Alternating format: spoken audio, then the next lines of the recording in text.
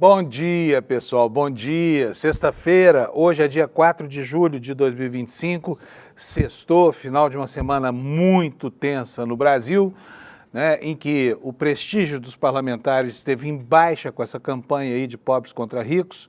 Aliás, muito bem sucedida, talvez a primeira investida do campo progressista nas redes sociais que assusta de fato os detentores de poder no Brasil. E isso ficou muito claro ontem, não pela reação de políticos, né? Aliás, deixa eu pedir para a galera aqui da produção tirar o meu fone aqui. Obrigado. Bom, vamos lá. Ontem, quem entrou na briga foi a Rede Globo de televisão, né? O Jornal Nacional, noticiar essa história da polarização nas redes, acabou dizendo que há uma preocupação e recomendando moderação. Imagina isso, né? Quer dizer, a grande emissora do Brasil sai lá, né, do fundo do seu papel de grande alto-falante do país para encampar um lado dessa campanha, né? Justamente o lado daqueles que defendem a manutenção das coisas como estão hoje. E a preocupação maior é do presidente da Câmara, Hugo Motta, que está no centro do tiroteio, colocado como um Mauricinho, né? Ou seja, um sujeito que tem todos os trejeitos de um milionário, né? E que está aí para reforçar o lado da briga do qual ele faz parte, que é o lado dos mais ricos que estão aí contrariando as pretensões dos mais pobres do país. É de fato um clima de disputa ideológica e ele encarna muito bem o momento em que o Congresso brasileiro parece, né, a corte dos Luíses em face da Revolução Francesa. É óbvio que não vai acontecer a Revolução Francesa no Brasil, mas pelo menos as pessoas estão se colocando no momento em que o Congresso Nacional assume com todo o denodo, né, com toda a vontade, com toda a garra, o seu papel de defensor dos privilégios de sempre, né? Então foi muito bom ver ontem essa abertura do Jornal Nacional, porque ela escancara de fato que há uma preocupação no ar com a primeira investida bem-sucedida do campo progressista nas redes, né? E o governo está sendo criticado por isso, por permitir que as pessoas se manifestem contra os absurdos que o Congresso tem feito, entre outros essa história do IOF, que não desce pela garganta de ninguém que tem o mínimo de seriedade no Brasil. Enquanto isso, lá nos Estados Unidos, o presidente Trump conseguiu aprovar o seu Big Beautiful Bill, o seu lindo e grande pacote de maldades contra a população civil, num processo também muito parecido com o que ocorre aqui no Brasil. Só que lá houve uma cisão dentro do Partido Republicano e para aprovar esse orçamento que corta programas sociais, enquanto concede privilégios fiscais à população mais rica, ele está sendo denunciado como uma espécie de purgatório do qual o atual governo está se metendo, que pode custar caro para a direita americana. Por quê? A população começa a perceber, né, o quanto está sendo prejudicada por esse Big Beautiful Bill do presidente Trump. São esses os dois assuntos centrais hoje aqui do nosso programa. E eu vou chamar hoje aqui o Alex, logo do comecinho do jornal, para conversar comigo, porque nós vamos sentir saudade dele, tá? Aqui nessa câmera aqui. Beleza. Alex, bom dia, meu filho. Bom dia, Como vai você? Alex e sua indefectível camiseta gola polo verde. Por que você veio de verde hoje? Bom dia, Panuso. Bom dia, comunidade, primeiramente. Eu vim de verde, Panuso, em homenagem ao Palmeiras, que vai jogar hoje, 10 horas da noite, nas quartas de final da Copa do Mundo. E isso é uma forma de prestar homenagem para o primeiro campeão mundial e, se Deus quiser, bicampeão mundial em 2025, Panuso. Bicampeão. Tu tá ficando atrevido, hein, Alex? Fala sério, hein? Sim. Aqui é o seguinte, aqui no ICL é tudo assim, na lata, tá? A gente não esconde as nossas posições, até para que você possa se defender delas, né? Porque, afinal de contas, se você é, sei lá, corintiano ou são paulino e ouve o Alex, um palmeirense assumido, falar sobre futebol, você já sabe como é que ele está elaborando seus pensamentos, né, Alex? Sim, lembrando, Panuso, que é sem clubismo algum, né? Tá bom. Ô, Alex, me conta aqui uma coisa. Bom, nós temos dois brasileiros aí nas quartas, né? Que o Fluminense também está fazendo companhia pro... O Fluminense joga hoje também? Isso, o Fluminense joga hoje 4 horas da tarde, às 4 horas da tarde contra o Al Hilal, Panuso. E você vai torcer para quem? Então, eu não vou mentir, eu vou torcer pro Al Hilal porque eu acho que uma semifinal brasileira é meio complicada pro Palmeiras. Sem parcialidade. É isso aí, nós somos isentos aqui no ICL, né? Sim. Bom, o Al Hilal, só para lembrar, gente, aquele time daquele jogador que não joga bola mais, que é o Neymar, né? Veio de lá para o Santos, ficou por aqui, encostou. O Neymar tá igual, já viu o galho de árvore em curva de rio? Encostou ali, dali não sai mais, até porque parece que não tem muita oferta pelo passe dele aí no mundo, né? Agora, vamos só mudar rapidamente aqui o assunto.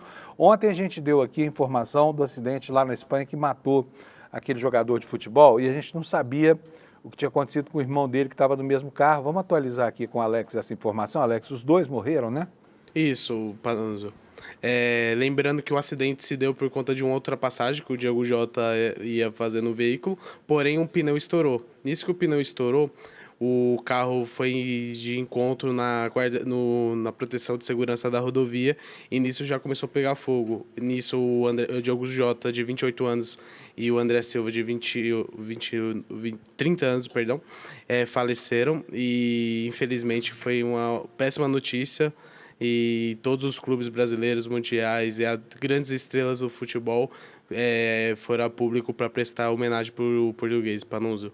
Ontem foi um dia de comoção, né? Muita tristeza aí, inclusive, porque, enfim, era um jogador muito jovem, ele tinha acabado de se casar com a companheira de quem já tinha 2 filhos com ela, não era isso? Então, enfim, seriam momento... 3 filhos. 3 filhos, né? Casamento marcadinho, eles já viviam juntos há muito tempo, vinham adiando o casamento por causa de férias aí, da oportunidade de ter férias para se casar. Então fica aqui o registro de que os dois faleceram, né? E ontem foi um dia de luto para o futebol. Alex, o que você vai fazer nos próximos 30 dias? Então, Panos, eu irei analisar o futebol. Você vai curtir o bicampeonato mundial do Palmeiras, é isso? Sim. Se Deus quiser, eu vou assistir esse bicampeonato mundial e eu já faço meu convite aqui, Pano. Se o Palmeiras for campeão, eu quero aparecer no Desperta para mostrar um pouco a alegria pro público também. Tá bom, vamos fazer o seguinte, segunda-feira, se ele ganhar amanhã, eu chamo você e te acordo bem cedinho para você participar aqui do Desperta, dando para nós assim o quadro, tá bom? Perfeito, combinado. Cada dia com a sua agonia. Um abração para você, Alex. Boas férias, mas antes vamos terminar o programa de hoje aqui, né? Tchau, tchau. Beleza, gente, são 7 minutos, quero dar bom dia para você. Quero dar um bom dia especial para a gauchada lá de Torres, lá pertinho de Santa Catarina, né? Torres, que é o pedaço mais bonito do litoral sul do país, e tem a Rádio Cultural lá, que está transmitindo a nossa programação. Então, bom dia para vocês, para os gaúchos em Torres e para os catarinenses que também ouvem o sinal da Rádio Cultural FM, que transmite a programação do ICL desde cedinho. Bom, vamos ver como é que está a meteorologia, gente. Friaca continua aqui em São Paulo, né? E, assim, um frio de 10, 11 graus aqui. Foi uma noite também de muita garoa, agora de manhã estava garoando no caminho, pistas molhadas, escorregadias, muito perigoso para quem está saindo de carro agora cedinho, né? E o frio continua durante o fim de semana, tá? Mas antes de falar sobre a situação específica de cada cidade, vamos mostrar aqui o mapa do Brasil.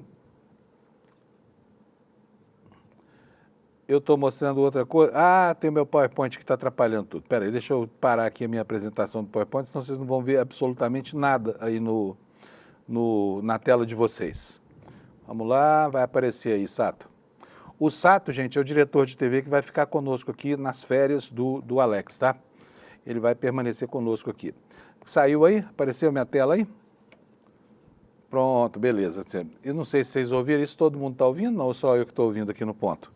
Só eu que ouço. Então você está perdendo aqui o diálogo, viu, gente? É um diálogo interno aqui. Mas tá aí, olha, o nosso mapa da previsão. Nós temos lá no norte do Brasil, né, desde o Maranhão até a Cabeça do Cachorro, lá no Amazonas, essa faixa aqui, olha, que está aí lindeira a linha do Equador, né, com aviso de chuvarada, tá? Chuvas intensas aqui. Então o pessoal que mora nessa região aí da calha norte do Amazonas, cuidado hoje com a chuvarada. E aqui embaixo, olha, nós temos aqui, olha, alguns alertas. Aqui, o primeiro deles, nas Serras Gaúcha e Catarinense, anúncio de geada por causa da temperatura baixa desta madrugada e da próxima. E aqui na divisa do Paraná com São Paulo, onda de frio. Vamos ver o que diz aqui esse alerta? A temperatura 5 graus abaixo da média por um período de até 2 ou 3 dias. Por isso o alerta é amarelo. Voltando aqui para a página, nós temos aqui no litoral de São Paulo um alerta de acumulado de chuva, risco de desmoronamento, deslizamento. Cuidado aí, pessoal que mora nas serras. A mesma coisa no Rio de Janeiro, também acumulado de chuva. Agora, é engraçado ver alerta de acumulado de chuva nessa época do ano, né?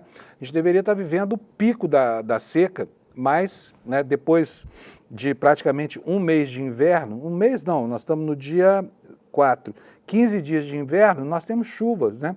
O pessoal lá do Cerrado brasileiro, onde está chovendo, Triângulo Mineiro, sul de Goiás, está dizendo assim, mas gente, dá para plantar até outra safra de soja em pleno inverno aqui, porque está chovendo a cântaros lá no Brasil nesse inverno, né? Coisa boa. Para quem pensou que o mundo ia acabar numa pira armada, de tanto calor que nós tivemos no ano passado, esse inverno aqui está sendo um alento, né? Eu sei que você não gosta de frio, tá? Mas eu gosto e tem muita gente que gosta também. Então vamos comemorar. Vamos ver agora como é que ficam as temperaturas. Vamos ver como é que ficam as temperaturas aqui nas capitais brasileiras, nessa região mais fria aqui. Olha, a gente vê aqui, ó, em preto aqui. Preto é esta massa de ar polar, né, que está provocando chuvas e frio nas capitais. Porto Alegre teve mínima de 7 graus na madrugada, a temperatura vai a 17, Florianópolis de 11 a 19, Curitiba, normalmente a capital mais fria do Brasil, vai de 7 a 14 graus, portanto agasalhos o dia inteiro. São Paulo de 11 a 21 graus, mas olha, eu na hora que vim trabalhar, às 5 e pouco da manhã, os termômetros do caminho estavam marcando 10 graus, né? Tem lugares em São Paulo que tem uma temperatura muito menor do que nas outras, tá? Na região onde eu moro é uma delas.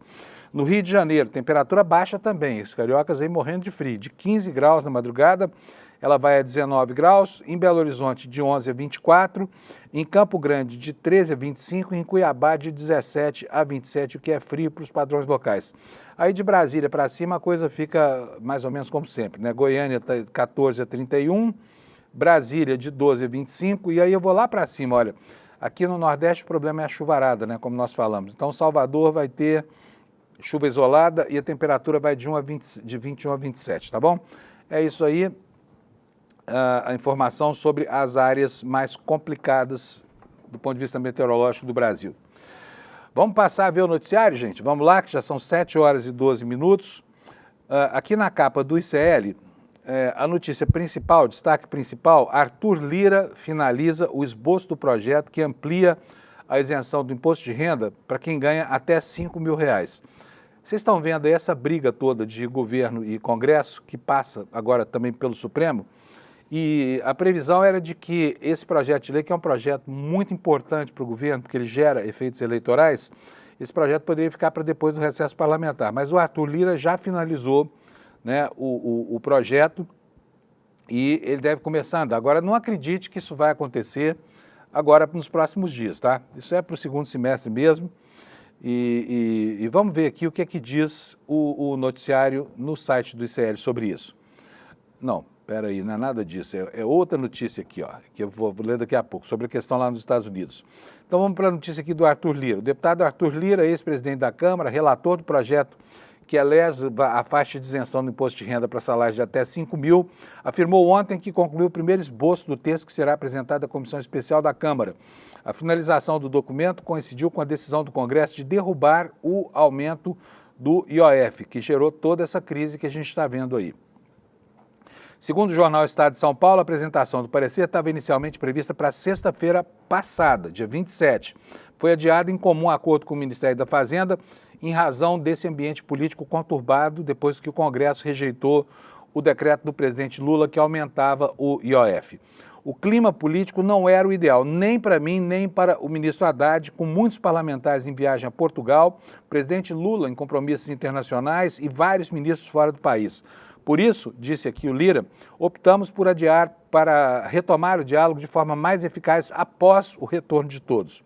Explicou Lira durante a participação no Fórum Jurídico de Lisboa, né, onde está praticamente toda a elite política brasileira no evento que é organizado e produzido pelo IDP, a escola do ministro Gilmar Mendes. Aí prossegue a informação. Lira relatou ainda que na semana passada finalizou 2 versões preliminares do texto e as apresentou ao secretário de Reformas Econômicas do Ministério da Fazenda, Marcos Pinto, dizendo o seguinte: estamos praticamente com a primeira versão pronta para ser discutida pela comissão, pela sociedade, por todos que queiram contribuir com críticas. E aqui vem os senãos, né, na nossa matéria. Debate sobre a compensação para garantir essa isenção. A reportagem diz o seguinte: o deputado também sinalizou que o modelo de compensação fiscal proposto pelo governo pode sofrer alterações. Por quê? A proposta inicial da equipe econômica prevê a criação de imposto mínimo para contribuintes com renda acima de R$50 mil mensais, os chamados super ricos, né? Aí, abre aspas aqui para uma declaração do Arthur Lira. Um texto como esse não se aprova sozinho. Há consenso em ampliar a isenção para quem ganha até R$5 mil. Mas o ponto sensível é a compensação. E isso aqui é muito importante que você entenda, porque há uma sucessão de fatos que nós vamos mostrar agora que estão aí encadeados, provocando, né, um acirramento do clima político. Mas vamos lá. O que ele está dizendo aqui? Tudo bem. Isentar as pessoas que ganham até 5 mil de imposto de renda, beleza, não tem como recusar essa proposta aqui. Mas, de onde é que vem o dinheiro para pagar a conta, né? E aí a proposta do governo é taxar quem ganha mais de 5 mil reais, porque essa gente paga quase nada de imposto, quase todo mundo é PJ, né? As empresas não pagam quase nada de imposto de renda, principalmente na distribuição dos dividendos, que é isenta de tributação, né? Aí o que o Lira diz? Vamos precisar de muito diálogo e disposição para negociar algo que seja justo para todos. E aqui uma palavra que faz todo o sentido. Justo, justiça. A expectativa é de que o relatório seja oficialmente apresentado na próxima reunião da Comissão Especial e a votação, após o pedido de vista, que é previsível, deve ocorrer uma semana antes do Congresso sair em recesso. Será? Eu acho que isso aqui vai longe, viu? E agora eu vou aproveitar para a gente entrar no assunto principal do dia, que é o quê? É o clima nas redes sociais, sabe? Ontem, como eu falei na abertura, se você não estava aqui na abertura, eu vou repetir agora, o Jornal Nacional saiu com uma manchete, ontem estava na escalada do jornal, que a campanha nas redes enseja um momento de moderação, né? Quer dizer, pedindo calma para o país, por causa dos memes que foram muito bem sucedidos, taxando os deputados de nababos, de mamateiros, né? E a palavra Congresso, a hashtag Congresso da Mamata, pegou feito um rastilho de pólvora. Por quê? Porque o Congresso está merecendo essa pecha. Porque o Congresso Nacional tem feito coisas que até Deus duvida. Como eu disse antes, parece a corte dos Luíses, pouco antes da Revolução Francesa, sabe? A falta de respeito pela compostura, a falta de cuidado para com as pessoas mais humildes do país e o excessivo apreço pelos afortunados estão fazendo com que o Congresso Nacional seja estigmatizado merecidamente como o Congresso dos Milionários. E aí, vou mostrar aqui para vocês, agora eu vou ligar aqui o PowerPoint que estava me atrapalhando, a figura central dessa campanha. Por quê? A coisa foi parar no colo de quem?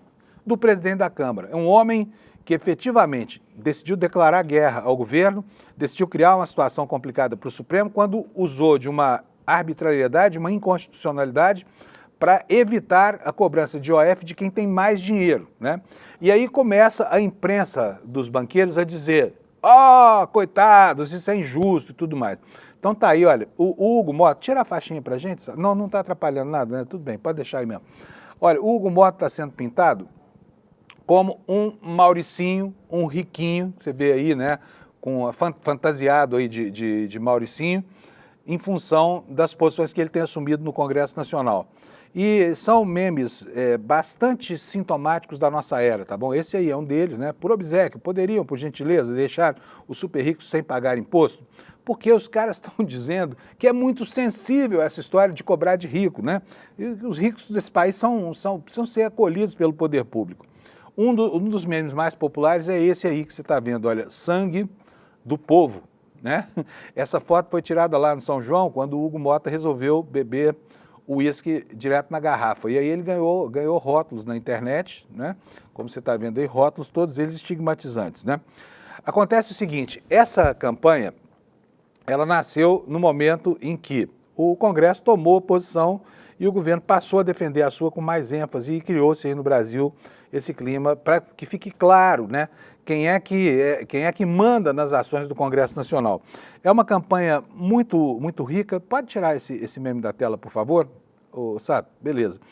É uma campanha que tem o sentido de chamar a atenção para esse paradoxo de um Congresso Nacional que está nem aí para a população mais pobre, né?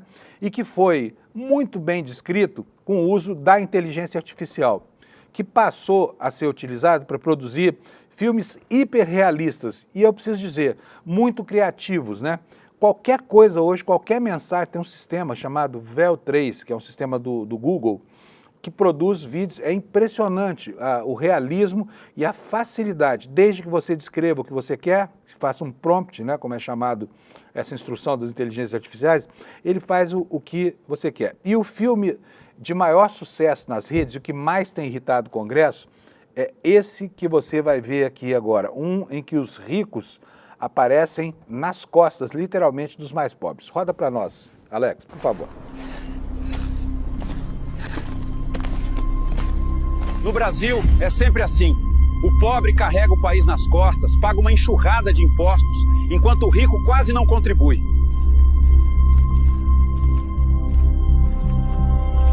Esse é o sistema que muitos querem manter.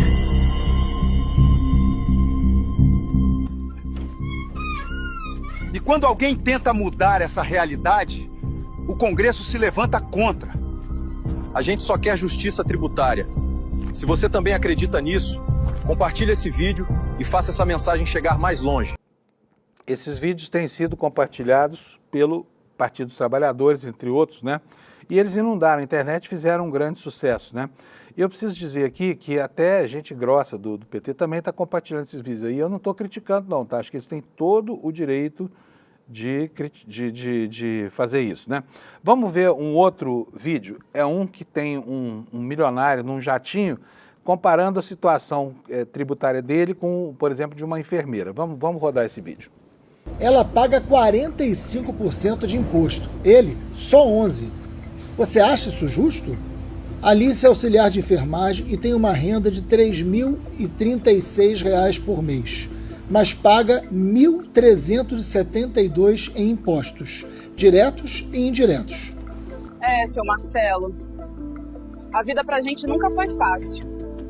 Nicolau, influencer, tem uma renda de R$500 mil por mês e paga apenas R$ 42 mil em impostos. Tá reclamando do quê, seu comunista? Eu carrego esse país nas costas.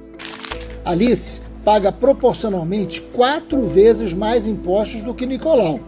Cobrar mais de quem tem mais, aliviar quem de fato carrega o país. Esse é o compromisso do presidente Lula.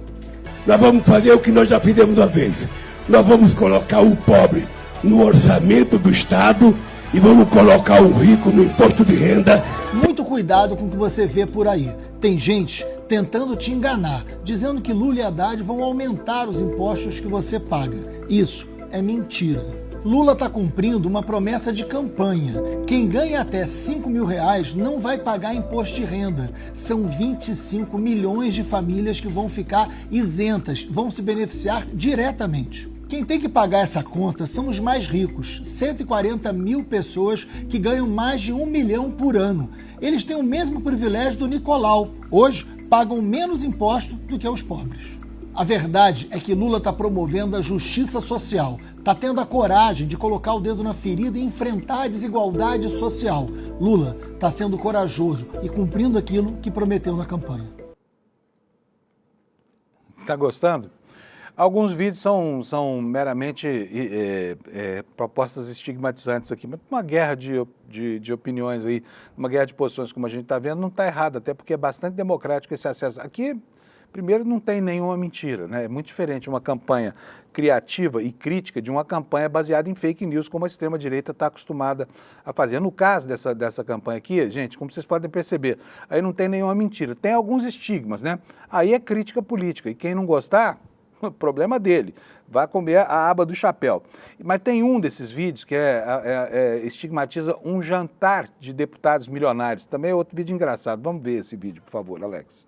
Fala, meu povo escravo do trampo. Aqui quem fala é o deputado Hugo Nem Se Importa. Agora é hora do jantar de luxo. E quem paga a conta? Vocês. Relaxa, galera. Podem comer e beber à vontade. Reembolso é pra isso mesmo, pra degustar o suor do povo. 27 mil é pouco. Vai.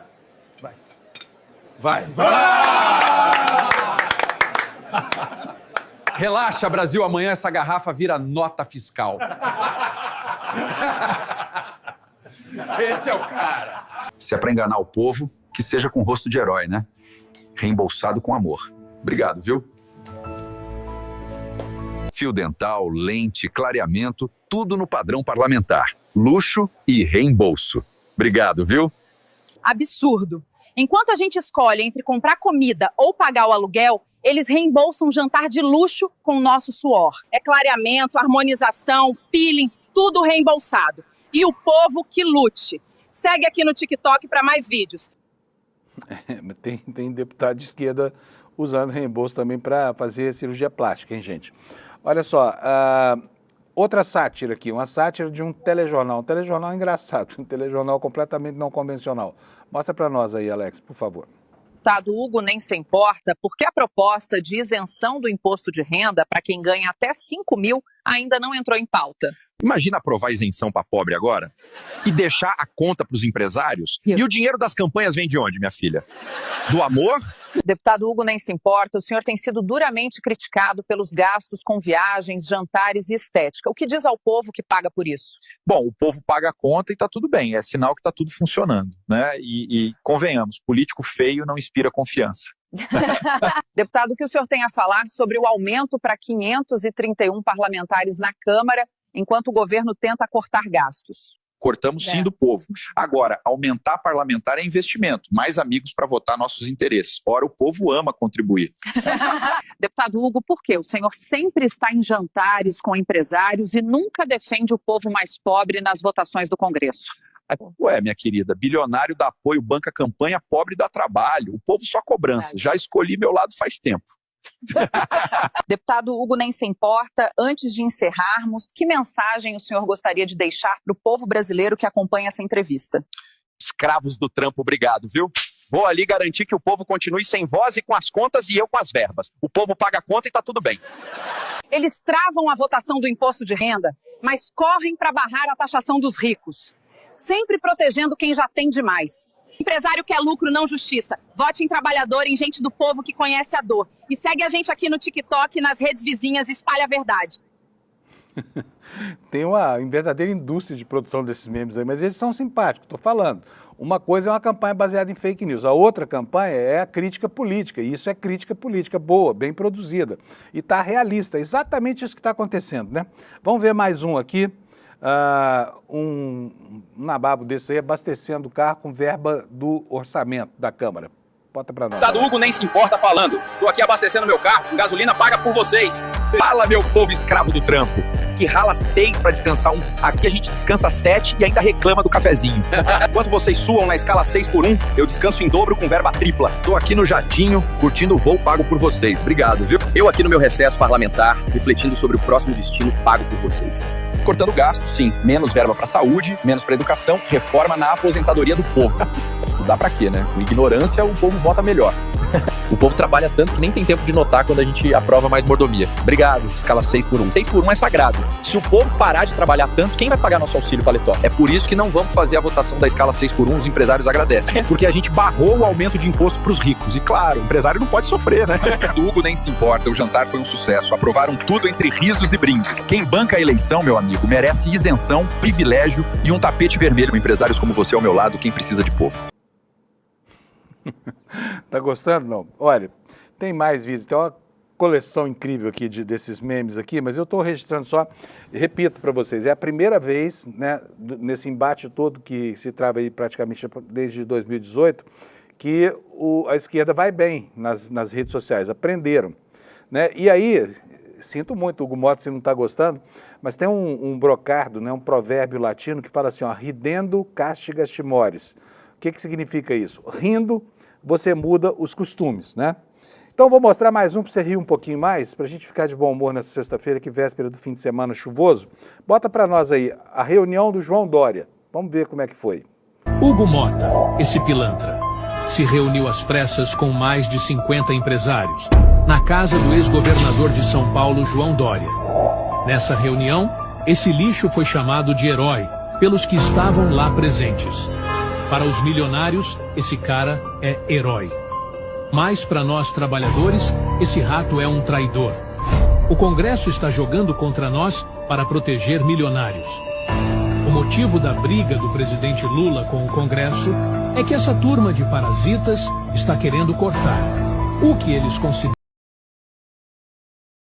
Não concordo não, tá? Tô mostrando para vocês porque tá nas redes aí, logo vai parar no seu Instagram, no seu X, né, do antigo Twitter, mas é uma linguagem mais extremada, assim, usando muitos adjetivos que, enfim, não melhoram a qualidade das peças. E só para mostrar como isso incomoda ao pessoal lá de Brasília, né, o que é apontado como o principal mamateiro da República, que é Hugo Motta, que está preocupadíssimo com essa história toda, e o que gerou repercussões institucionais já vou mostrar para vocês. Mas antes eu vou dizer, ontem a gente mostrou aqui um vídeo em que o Hugo Motta aparece com uma camisa de um time de futebol, dizendo para as pessoas que é inadmissível essa coisa toda, que esse clima não se justifica, que na verdade a ação do Congresso é em benefício do país, quando ela é notadamente em benefício de uma parcela muito pequenininha, 0,005% da população. 100 e poucas mil pessoas num país de quase 220 milhões de habitantes, né? Mas vamos ver uma outra manifestação do Hugo Motta, que não foi propriamente feita para a internet, mas a manifestação durante não sei se uma mesa redonda, uma entrevista. Vamos ver o que disse o Hugo Motta, preocupadíssimo com a repercussão desses memes todos que estão varrendo a internet. Roda, por favor, Alex. Representante de um setor da sociedade que o cobra a sua posição acerca de um tema ou de outro, e muitas das vezes esse excesso de posicionamentos com a força hoje das redes sociais acaba contribuindo para que esse tema de tensionamento se prolongue mais do que o que seria bom para o país. O nosso trabalho tem que ser justamente agir trazendo equilíbrio, trazendo capacidade de diálogo, e é dessa forma que eu penso que para fora, para os investidores, para os empresários, nós temos a condição de colaborar bastante com o país quando demonstramos que os poderes agem sim na sua independência, mas procuram respeitar. Viu só? Tá sentindo, né? Sentiu o golpe. E aí, para completar a exposição, olha só aqui, ó, outros memes aqui da galera. Aí Alcolumbre e Hugo Motta, né, com a mamadeira, não é aquela mamadeira que a direita fala tanto, tá? Eu disse que isso tinha gerado repercussão institucional. Eu falei para vocês, né, que o Jornal Nacional ontem estava apavorado. Ai, meu Deus do céu, estão falando mal dos congressistas aqui, não pode. Quando é a extrema-direita usando fake news aí para disseminar uma situação falsa nas redes, ninguém fala nada, mas quando afeta o brilho dessa gente, todo mundo fica tocado, né? Mas vamos lá, então aí o pessoal do lado de cá aproveitou para dar uma resposta a isso. Por quê? Porque estão sendo acusados pela oposição de estar patrocinando essa campanha, né? E gente grande, né? Gente grande foi às redes para dizer que absurdo. Mas parece, sabe aquela história da internet, quando a gente vê alguma coisa e fala assim, fulano não quer que fale tal coisa, não fale tal coisa. E aí todo mundo fala a tal coisa, porque o cérebro humano não sabe o que é a palavra não, né? Mas vamos lá, a Gleisi Hoffmann, ministra da Secretaria de Relações Institucionais, foi para as redes sociais fazer esse tweet aí, dizendo o seguinte: o debate, a divergência e a disputa política fazem parte da democracia, mas nada disso autoriza os ataques pessoais e desqualificados nas redes sociais contra o presidente da Câmara, o deputado Hugo Motta, PB, que é a arroba dele no X, o que repudio. Não é assim que vamos construir as saídas para o Brasil, dentre as quais se destaca a justiça tributária. O respeito às instituições e às pessoas é essencial na política e na vida. Gente, nesses vídeos todos que nós vimos, não tem nada além de crítica política, fala sério, né? Mas está aqui a preocupação, deve ter molestado demais mesmo o Hugo Motta, a ponto da Gleisi sair aqui dizendo para a galera que, nossa senhora, que absurdo isso aí. Eu não vi, francamente, nenhum absurdo, tá? Mas vamos seguir aqui. O deputado José Guimarães também foi às redes sociais, está aí a manifestação dele, vou ler inteirinha aqui para vocês. Apesar do revés enfrentado recentemente pelo governo na votação do IOF, isso não pode ser usado como justificativa para ataques pessoais dirigidos ao presidente da Câmara, Hugo Motta. O que devemos continuar priorizando é a disputa de ideias no campo social, engajando a sociedade na compreensão dos esforços que o governo vem realizando para taxar os super ricos e promover a justiça social e tributária. É com base nesse diálogo público e transparente que construiremos os consensos necessários com a Câmara dos Deputados, onde tramitam inúmeros projetos de interesse nacional. Reitero a minha solidariedade ao presidente Hugo Motta, que, como qualquer representante de uma democracia plena, tem o direito de defender as suas convicções. E aqui, deputado, me desculpe, mas as pessoas também têm o direito de dizer o que pensam sobre posições públicas dos seus deputados. Então, o presidente da Câmara sabe muito bem aonde o sapato aperta, né? E a opinião pública brasileira, enfim, arvorando-se, né, daquilo que tem para protestar contra atitudes despóticas do Congresso Nacional, está fazendo uso dos seus equipamentos, tá? Aí continua aqui o José Guimarães, que já manifestou aqui solidariedade ao Hugo Mota, dizendo assim, ó, nossa luta não se dirige contra indivíduos, mas em favor de princípios e propostas. Ocorre que esse indivíduo é só o presidente da Câmara. Foi ele quem resolveu pautar essa ilegalidade do IOF. Foi ele quem declarou guerra ao governo. Então, ele está apenas sofrendo as consequências, né? Ainda termina aqui o deputado José Guimarães. Seguiremos trabalhando para demonstrar a importância da justiça tributária e social, além de dar continuidade à agenda que já conquistou avanços significativos nesta casa, sempre com o apoio dos líderes da base e do próprio presidente Hugo Mota. Uá! Aqui ele exagerou, hein? Apoio do Hugo Mota. Mas é importante notar que nessas notas, nesses posicionamentos, fica aqui expressa, né, a vontade do governo de criar um caminho aí para encerrar esse debate polarizado com os parlamentares brasileiros, né? Só que está feita a crítica, ela é justa e merecida, tá bom? Então é isso, vamos ver agora como é que vai ser a sequência dessa história toda, né? Porque o Congresso está sensível e isso pode sim influenciar na votação de temas como, por exemplo, essa questão no comportamento, que já não há mais o que fazer, né? Por 383 votos, o Congresso já aprovou esse projeto de decreto legislativo tentando derrubar o IOF. Agora o problema está judicializado. E haverá um caminho do meio, né? Ontem o ministro Flávio Dino disse lá em Portugal que, do ponto de vista técnico, né, jurídico, o assunto do IOF é muito tranquilo de resolver, mas o Congresso tem tido algumas manifestações que são manifestações de tranquilidade para o país. Por exemplo, alguns próceres lá do Supremo estão defendendo um caminho do meio, tá? Nem o governo, nem a oposição. Vamos negociar uma saída política para isso aí. Um desses, quem é? É o presidente do Supremo Tribunal Federal, Luiz Roberto Barroso.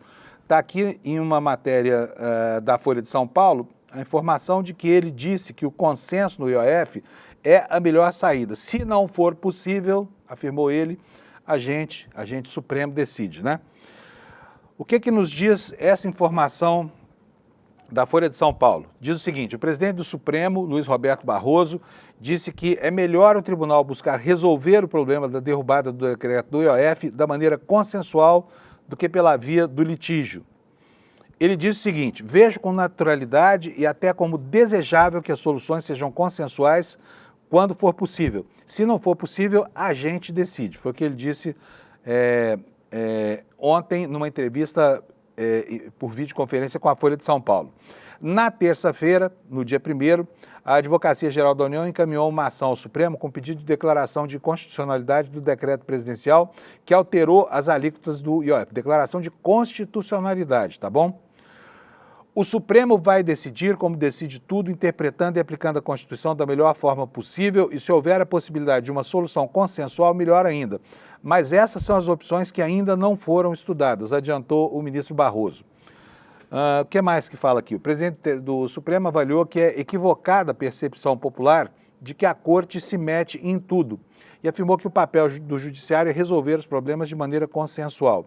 Ele disse o seguinte, na verdade, tem sempre algum ator institucional relevante que traz o Supremo para essas discussões e pede para ele arbitrar essas demandas e aí a gente decide as questões mais divisivas da sociedade brasileira. Estamos sempre desagradando alguém, ressaltou o ministro. Nesse caso, parece óbvio, porque afinal de contas, quem judicializou a questão foi o PSOL, né? Mas diante da intenção manifesta do governo de fazer a mesma coisa, o que fez em seguida, né? A matéria da Folha ressalta aqui que o presidente do Supremo minimizou o peso que sua escolha de Moraes como relator pode ter na decisão da Corte no caso de ação da União contra a derrubada da alta do IOF. Por quê? Porque ele, o Moraes, já conduz processos muito importantes aqui no cenário político brasileiro, como, por exemplo, o inquérito das fake news e preside né, a questão do julgamento lá dos patriotários e do julgamento da cúpula golpista do país. Barroso disse mais, ele disse o seguinte, olha, o ministro Alexandre de Moraes é um dos 11 ministros do Supremo, ele passou a ter pouco mais de visibilidade por causa do inquérito das fake news, dos inquéritos do 8 de janeiro, mas é um ministro como todos os outros, cujo voto e cuja opinião tem o mesmo peso dos demais. É um ministro preparado e que vai conduzir isso de forma da forma como as coisas devem ser conduzidas, com seriedade e cumprindo a lei. Então é isso aí. O ministro Barroso já pedindo aqui um caminho do meio, né, dizendo o seguinte, olha, é melhor vocês se entenderem, porque se a gente tiver que julgar, a gente vai julgar. É o que vai fatalmente acontecer.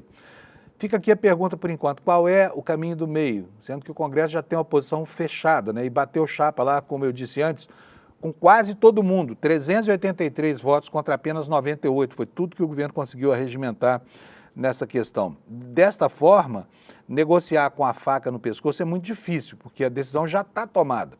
Como é que reverte uma decisão como essa, né? A propósito disso, o assunto prossegue e do lado de lá, né, do lado da oposição, o foco é a roubalheira do INSS.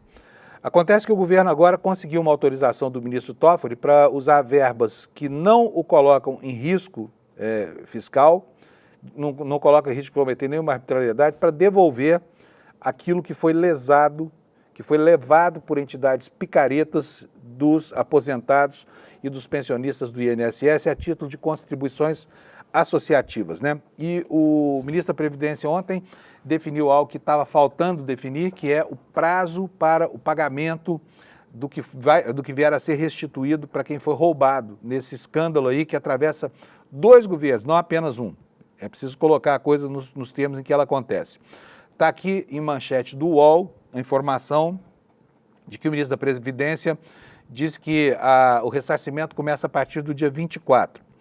Vou ler para vocês aqui um trechinho e depois dizer o que é preciso fazer. O ministro da Previdência, Volney Queiroz, afirmou que os primeiros ressarcimentos de aposentados e pensionistas que tiveram descontos ilegais devem começar de fato no dia 24 de julho. Os pagamentos serão feitos primeiro para aqueles que contestaram as entidades que fizeram os descontos, mas não tiveram resposta das entidades. Por quê? Porque para pedir o ressarcimento desses valores é preciso entrar no aplicativo lá no meu INSS e contestar essa cobrança, ou seja, o cara tem que dizer para o INSS que ele também foi roubado. A partir daí começa todo o processo que vai fazer com que o dinheiro que foi dado para essas, que foi retirado, né, na marra por essas associações picaretas, seja restituído, e vai ser tudo feito em uma parcela única, tá bom? O governo vai abrir um crédito extraordinário, isso ainda depende da aprovação de uma medida provisória, porque a autorização judicial para fazer isso ele já tem, mas ainda falta a medida administrativa, que é uma medida provisória, né? O crédito extraordinário que o governo deve abrir para permitir o ressarcimento nesse primeiro momento pode chegar a 4 bilhões de reais, 4 bilhões de reais. Os prazos e valores estimados foram comentados durante uma entrevista à CNN Brasil, desse representante do INSS. Os primeiros pagamentos saem em 24 de julho. A data foi informada no mês passado, mas nos últimos dias havia muita relutância entre representantes do governo que não queriam cravar essa data, até porque tudo dependia da aprovação da saída lá no Supremo Tribunal Federal, que aconteceu esta semana, né? Por enquanto, são 2.100.000 beneficiários já aptos para receber o reembolso. O ministro explicou que essa quantidade de aposentados e pensionistas encaminhou os questionamentos, mas não recebeu a resposta das instituições. Por quê? No curso desse processo administrativo, né, as entidades têm a oportunidade de dizer que não estavam erradas, se é que não estavam, mas elas, via de regra, não fazem isso, tá? Bom, o ministro disse mais, disse que o valor calculado vai ser feito, o cálculo dos valores vai ser feito com base nos descontos feitos entre março de 2020 e março de 2025. Porém, em entrevista mais cedo à Voz do Brasil, Volney Queiroz afirmou que o período conta entre 23 de abril de 2020 e 23 de abril de 2025, que é a data da operação sem desconto. Essa divergência só deve ser totalmente esclarecida na semana que vem, mas isso aqui é meramente um detalhe, né? E como é que o governo vai fazer esse pagamento? De onde é que vai sair esse dinheiro? Com crédito extraordinário que o governo vai abrir para quitar essa dívida aí de quase 4 bilhões, valor que deve ser suficiente para cobrir os primeiros pagamentos nesse momento, disse o ministro. O crédito será feito após a edição da medida provisória. A União vai ter que incluir gastos extras no orçamento deste ano e para esse tipo de despesa não prevista, o governo precisa explicar previamente a fonte dos recursos, tá? Tudo isso passou antes por um acordo lá no Supremo Tribunal Federal, né? E o ministro Toffoli não atendeu aquilo que o governo queria, mas atendeu de forma indireta, dizendo que podia abrir um crédito extraordinário aí, tá bom? Agora, tem um detalhe nessa história. Se você foi furtado na sua aposentadoria, preste atenção, porque ao fazer a sua solicitação, você vai ter que abrir mão da oportunidade de questionar futuramente o governo, né, pelo prejuízo causado para você. Então, quem acha que isso tem a possibilidade de acrescer dano moral e outras coisas, pode tirar o cavalinho da chuva. Ou recebe o valor agora, né, da forma como está sendo proposto pelo governo, ou vai para a justiça e tenta receber mais depois, é o que vai acontecer, tá? Olha, uma outra medida aqui que é preciso que vocês saibam que está acontecendo é o seguinte: mudaram as regras para a restituição de bens que são produto de financiamento, mas que ficaram inadimplentes. Por exemplo, carro financiado. Quem compra um carro e para de pagar as prestações, hoje tem que entrar na justiça, o credor tem que entrar na justiça, entra com processo judicial e após a decisão do juiz pode ser feito o arresto, né, do carro financiado. Agora vai ficar mais fácil, está nos dizendo aqui o UOL, né? A matéria nos conta que se você comprou um carro financiado, atrasou algumas parcelas, de repente pode se ver sem o veículo, independentemente de haver ação judicial, tá bom? Isso já está acontecendo no Brasil e deve se tornar cada vez mais comum, porque houve uma mudança importante na lei, o chamado Marco Legal das Garantias, né, que data lá de 2023, ele impôs essa situação nova, atualizando regras para os empréstimos com bens dados em garantia, a famosa alienação fiduciária, como por exemplo os veículos. Se o cliente antes parasse de pagar, o banco, como eu disse, precisava entrar na justiça, agora não precisa mais, tá? Pode ser um processo meramente administrativo. Portanto, a retomada do bem é muito mais rápida. Então, se você está com a conta atrasada e tem um financiamento com o bem em regime de alienação fiduciária, tome cuidado, meu amigo, porque a coisa vai complicar para você. É melhor pagar do que perder o seu bem, tá? Vamos falar um pouquinho sobre a COP30. E aqui temos uma informação, é o seguinte: você conhece o Curupira, né? Que é aquele personagem mitológico brasileiro, né? É o personagem que tem os pés para trás. E ele foi escolhido como mascote da COP30. E é um símbolo nacional bastante importante, só que nem todo mundo gosta. O Nicolas, por exemplo, o deputado Nicolas Ferreira, não gosta do Curupira. Provavelmente ele prefere o Pluto ou o Tio Patinhas. Mas está aqui a observação feita pelo jornal Folha de São Paulo, de que ele andou ironizando a escolha do Curupira como mascote da COP30. Vamos ver o que foi que fez o deputado? O Curupira, símbolo do folclore indígena conhecido como guardião das florestas e dos animais, está no centro de uma briga política digital que envolve Nicolas Ferreira e o governador do Pará, Helder Barbalho. Ferreira ironizou na rede X a escolha do personagem com cabelo de fogo, os pés virados para trás, o corpo de menino e uma lança como mascote da COP30, a cúpula climática das Nações Unidas, que vai ser realizada lá em Belém. Olha, eu gostei, viu, gente? Olha, tá aqui o símbolo, olha, bonito, né? Uma aquarela, e aparece aqui o Curupira, mal dá para ver os pés virados para trás, o cabelo de fogo, enfim. Excelente escolha para representar o Brasil e nossas florestas, anda para trás e pega fogo, escreveu o parlamentar em uma postagem que rendeu mais de 3 mil comentários, 6 mil compartilhamentos e 34 mil curtidas. Quer dizer, está tirando um sarro aqui, né? O governo confirma Curupira, ele fez um repost aqui da informação sobre a escolha do Curupira.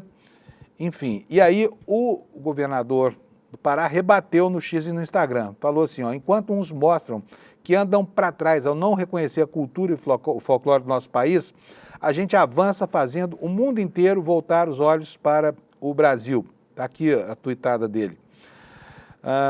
O mundo inteiro volta os olhos ao Brasil e ao Pará como grandes protagonistas das discussões e iniciativas em prol da preservação do meio ambiente e dos povos, disse aqui o governador Helder Barbalho. Segundo a lenda, o personagem tem os pés virados para trás para despistar os caçadores e proteger a mata com esses sinais de despiste, né? A escritora Januária Silva, autora do livro Curupira e Outros Seres Fantásticos do Folclore Brasileiro, afirma que a história tem uma conexão forte com a natureza. O Curupira é um ser fantástico, mágico, defensor da floresta, tem os métodos dele, é traquina. Para quem não sabe o que é traquina, que é uma palavra antiga, é um moleque, né?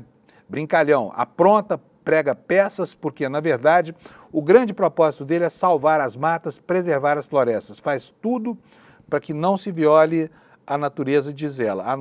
Em nota, a cúpula da gestão climática explica que o personagem foi escolhido para representar o compromisso da presidência brasileira com a COP30, com a redução das emissões de gases que provocam o aquecimento global. É incrível, né? É impressionante. Vamos falar um pouquinho da situação lá fora, que nós estamos quase no encerramento do programa aqui. Estou pegando aqui o jornal The New York Times. Ontem, o Trump conseguiu finalmente aprovar o seu Big Beautiful Bill lá na Câmara dos Deputados. Havia muita insegurança, foi preciso fazer muita negociação, mas ele conseguiu, portanto, o Congresso continua respaldando a vontade do dono do mundo, do Trump, né? E os jornais americanos não gostaram dessa aprovação, assim como uma boa parte da opinião pública. Por quê? Porque essa ação do Trump é igualzinha à ação do Congresso brasileiro. Ela tem endereço certo. Ela visa beneficiar uma elite americana com a supressão dos gastos em programas sociais, por exemplo, como o Medicare, para que as empresas americanas possam ter deduções no imposto de renda, né? Por isso, o The New York Times está dizendo aqui, uma aposta política para o Partido Republicano. Os democratas veem uma oportunidade para as eleições de 2026. É o clima desta cobertura, né? E olha aqui, uma outra notícia aqui também no New York Times, notícia do governo, Câmara aprova projeto de lei abrangente para cumprir a agenda doméstica do presidente. À medida que estende os cortes de impostos e reduz a rede de segurança social, vai para a sanção do presidente Trump, mas o debate sobre ela expôs profundas divergências em seu partido. É o que nos informa aqui o jornal The New York Times. Gente, enquanto o governo brasileiro enfrenta críticas de tudo quanto é lado, a economia, né, a economia brasileira continua produzindo informações como essa que você está vendo aqui na sua tela. Olha, ontem o Ibovespa fechou na máxima histórica, tá? E o dólar na menor cotação em mais de um ano. Pergunto para vocês aqui, aonde está o problema estrutural? É óbvio que o Brasil enfrenta uma situação fiscal delicada. Por quê? Porque existe no campo da política uma trava para as pretensões do governo por causa do ambiente em 2026. Mas a economia brasileira, apesar do Banco Central tão cáustico assim, né, com o governo, apesar da tentativa de refrear o crescimento da economia, os números são sempre bons, o que significa uma economia vigorosa a despeito de todos os que acham que ela tem que ser paralisada. E aí tivemos essa informação aqui. Vamos ver o que aconteceu ontem no mercado financeiro. Foi isso, olha, os juros futuros subiram, né? E a situação nos Estados Unidos, onde houve uma melhora no mercado de trabalho, também ensejou um pouco desse ambiente aqui. Portanto, aqui eu não vou entrar em detalhes, porque nós temos muito pouco tempo até o final do jornal, mas é só para que você saiba que no mundo da realidade, no mundo real mesmo, no mundo sólido aqui, está tudo certo com a nossa economia, tá? Ela continua produzindo bons indicadores e situações de tranquilidade, embora haja uma preocupação com a natureza fiscal, tá bom? E nós temos aqui, olha, uma outra informação que está no Estadão, sobre uma nova PEC com a qual o Congresso pretende amealhar um pouco mais de poder de influência sobre o presidente do Banco Central, né? E no intertítulo está aqui a informação de que o Mauro Benevides, filho do PDT do Ceará, pretende mudar a Constituição, alegando que até Deus responde com sinceridade ao questionamento de Moisés. O texto autoriza os congressistas a pedirem informações e convocarem o chefe da autoridade monetária. Além disso, determina que se as respostas não forem enviadas no prazo de 30 dias ou se forem prestadas informações falsas, será considerado crime de responsabilidade passível de impeachment. Benevides Filho ressalta que o artigo 50 da Constituição só permite a convocação de ministros do Poder Executivo. O presidente da autoridade monetária não está incluído nesse rol de autoridades porque a lei de autonomia do Banco Central transformou a instituição em um órgão diferente de qualquer outro, sem tutela e sem subordinação ao Poder Executivo. O deputado cearense reclama que tentou enviar um requerimento de informação ao então presidente do BC, Roberto Campos Neto, no ano passado, e o atual chefe do órgão, Gabriel Galípolo, mas o envio foi negado pelo sistema da mesa diretora da Câmara. Ele pedia detalhes dos estudos técnicos que respaldaram o aumento da Selic, os modelos econométricos e metadados que alimentam a metodologia. Ele disse o seguinte: requerimento de informação só pode ser enviado a ministros de Estado ou órgãos subordinados diretamente à Presidência da República. O Banco Central é uma autarquia de natureza técnica autônomo, informou a mensagem do sistema. Ele destaca que é favorável à autonomia do Banco Central, porém ele cobra mais transparência, porque não é possível que um órgão com o poder do Banco Central não esteja sujeito a nenhum tipo de correição e nenhum tipo de subordinação, nem mesmo quando o assunto em questão é informação, né? Nós temos no Brasil uma lei que obriga, aliás, uma Constituição, que no artigo 37 obriga o governo a ser transparente e o Banco Central, por mais autônomo que seja, é um órgão do governo, né? E nós temos também a lei de acesso à informação, tão vilipendiada, tão descumprida. Mas com relação ao Banco Central, nem mesmo um requerimento de um senador da República merece sequer ser enviado para que o Banco Central preste contas de como faz, né? Quais são os fundamentos das decisões que toma e que impactam tanto a vida da gente. Eu vou mostrar para vocês ainda, eu tava mostrando aqui antes de falar sobre o Banco Central brasileiro, sobre a situação lá nos Estados Unidos, e vou mostrar agora para vocês a capa do jornal Washington Post.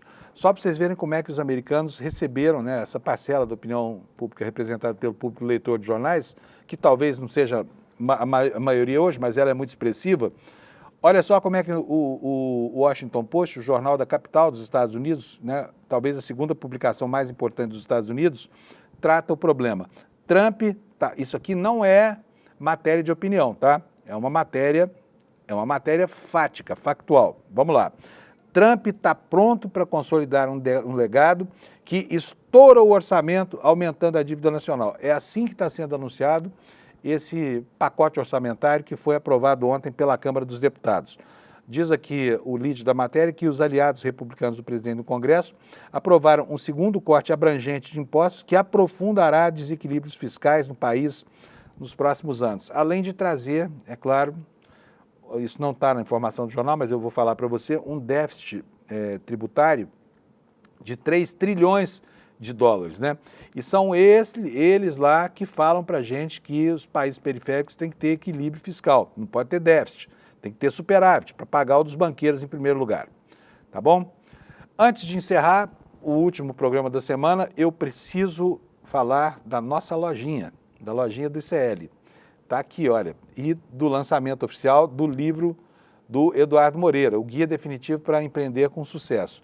Eu tenho falado aqui nos últimos dias que você pode comprar esse livro. O processo para isso é você acessar aqui, ó, souicl.com.br, e você vai lá e compra, além do pré-lançamento do livro do Eduardo Moreira, que você pode se inscrever, você compra também vários produtos, por exemplo, camisetas, outros livros do ICL. Então conheça a nossa lojinha, porque ao adquirir produtos do ICL, você está ajudando a manter esse jornalismo que a gente faz com tanto gosto aqui, justamente porque é livre, é honesto, é correto e não nos exige mais do que responsabilidade para com as informações, sem nenhum tipo de interferência de conveniência, como acontece nas redações dos grandes jornais, tá bom?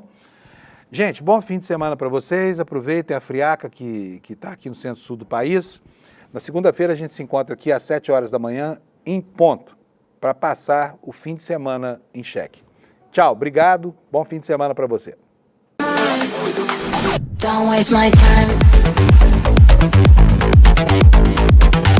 Na loja Sou ICL você encontra camisetas, canecas, mochilas e bonés que carregam ideias.